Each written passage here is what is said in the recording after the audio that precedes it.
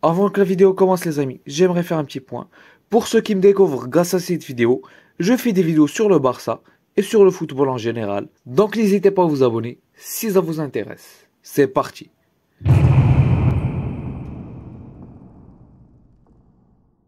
Les amis, salut à tous, j'espère que vous allez très bien. Aujourd'hui, on va parler de l'actualité de Barça, mais aussi de l'actualité du foot. C'est parti. Donc les amis, on commence avec le Barça. Le tirage au sort de la Copa del Rey a eu lieu aujourd'hui, le lundi à 13 h. Et donc le Barça, bien sûr, on connaissait tous le résultat. Donc le Barça va affronter le Real Madrid en Copa del Rey. Si vous savez les amis, en demi-finale de Copa del Rey, c'est des matchs aller-retour. Donc il y aura deux classicos. Je vous mets les amis les dates à l'écran. Le match aller ce soit le 1 mars, soit le 2 mars. Et le match retour, on n'a pas encore de date spécifique, mais ce sera au mois d'avril. Regardez avec moi les amis le calendrier que le Barça a. C'est totalement lunaire. On aura 3 classicos en 3 semaines. C'est incroyable.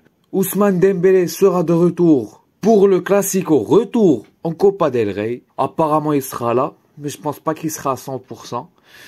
Donc voilà pour la petite info concernant la Copa del Rey. D'ailleurs on avait eu des dingueries avec la fédération espagnole. Au début, on nous disait que le Barça allait jouer contre Bilbao. Puis après, on te dit que le Barça va affronter le Real. C'était un peu compliqué. Mais on est content, bien sûr, avec le Classico. On continue avec le Barça. Benjamin Pavard, selon Fabrizio Romano, va rejoindre en été le Barça. On espère que le fair play financier nous empêche de faire ce move-là. Parce que recruter Pavard, en sachant que Jules Koundé est titulaire devant lui, qui lui n'est même pas latéral droit en équipe de France, et il est titulaire devant lui, et tu vas recruter Pavard pour le mettre à la... Franchement les amis, j'espère que c'est faux, parce qu'on comprend plus rien avec eux. Donc voilà. Et bien sûr, vous l'aurez compris, ça a une relation avec le prêt de Joao Cancelo au Bayern, lui qui avait des problèmes avec Pep Guardiola. Son transfert donc est imminent au Bayern, ça va se faire dans les prochaines heures. Donc, un prêt de 6 mois avec une option d'achat de 70 millions. Le seul truc qui me donne de l'espoir, c'est que je pense que le Bayern ne va pas du tout lever son option d'achat. Et donc, j'espère que Pavard ne viendra pas. Avant de finir, les amis, on va faire un petit point sur notre mercato. 2 jours avant la fin du mercato, Arnau Martinez, le latéral droit dont je vous ai parlé dans l'avant-match Barça-Gérone.